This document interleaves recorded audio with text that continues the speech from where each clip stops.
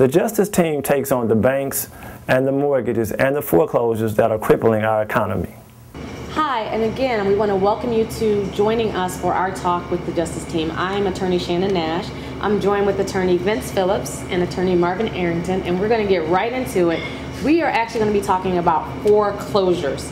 I mean, I got to tell you, I probably get phone calls in the order of several times a week from family members or friends of friends or whomever talking about they know someone who's about to lose their home, and they've read that there may be certain things that they can do to help stave off the bank or whoever holds their loan from basically kicking them out of their home. Marvin, I know I just spoke to you about this the other day. We actually had a friend from college that was in this scenario. What should one do? And I mean, and by the way, by the time you got brought into this matter, it had progressed fairly far along. So I kind of want to understand a little bit about, like, what should one do when they are first starting to think they may be in a foreclosure situation before it even gets that far? Well, you know, the problem, Shannon, is it's kind of a double-edged sword, because what most people are doing now is they're trying to get a modification. And they'll go to Making Home Affordable or to NACA or some other organization, or even just to the lender themselves, to try to get to modify the loan under better terms that would be more reasonable, that they can afford. Typically to get the monthly note down, because that's typically the problem. I mean, when you're talking about a foreclosure, either their monthly note is too high and they can't afford to pay it each month.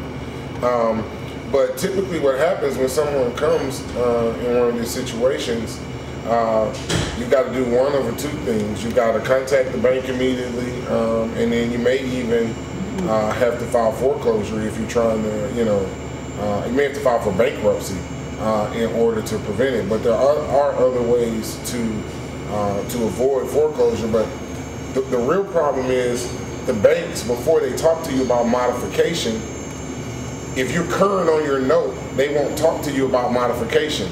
Wow. So you have to get behind, you have to miss 2 or 3 notes before they will talk to you about modification.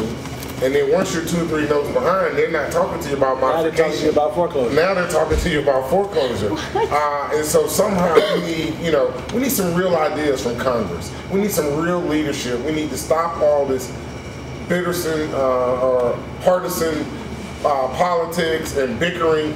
We need some real leadership. We need a universal modification residential home loan program. We need some real solutions. I mean, because you've got all of these different banks running willy-nilly in all of these different states with all of these different laws, and people are losing their homes. Absolutely. And I mean, this is, you know, just it's just real stuff, real issues that affects everything else, because if you lose your home, then you lose your stability, you lose your ability to fight back. It gets difficult to understand what the actual theory of what the banking system is looking for.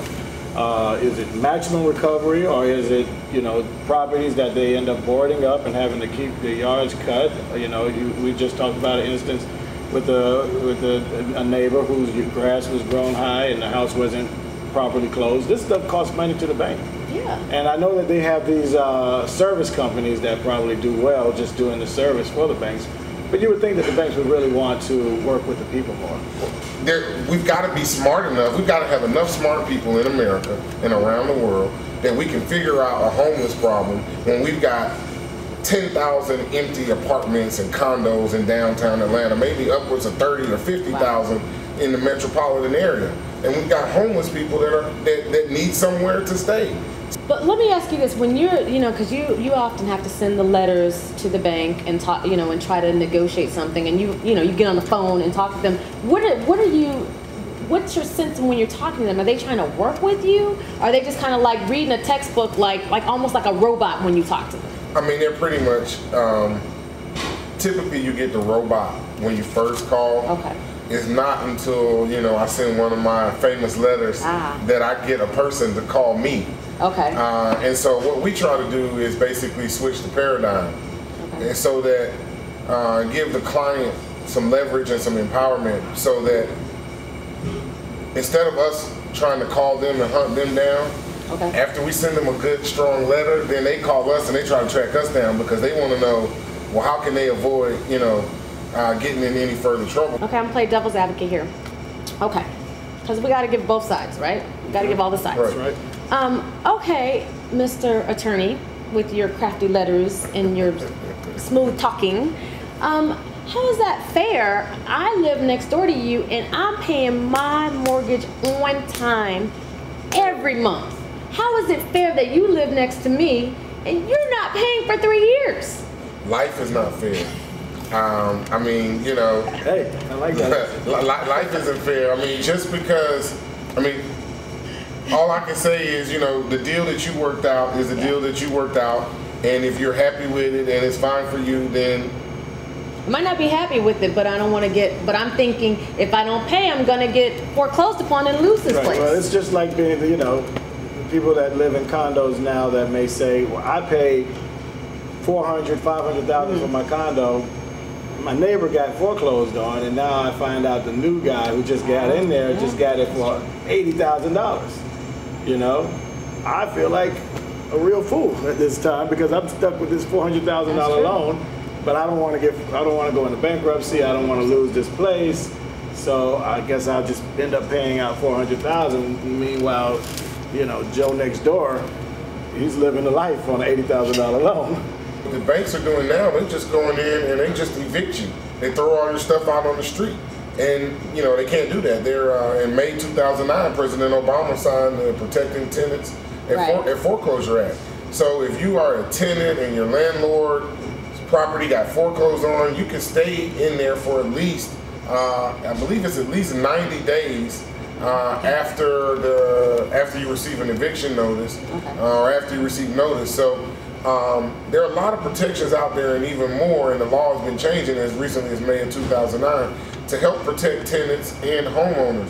But the banks just go in, they may think that your apartment is abandoned or maybe think, you know, you're not there, and they'll come in and just throw all your stuff out on the street, and they just can't do that.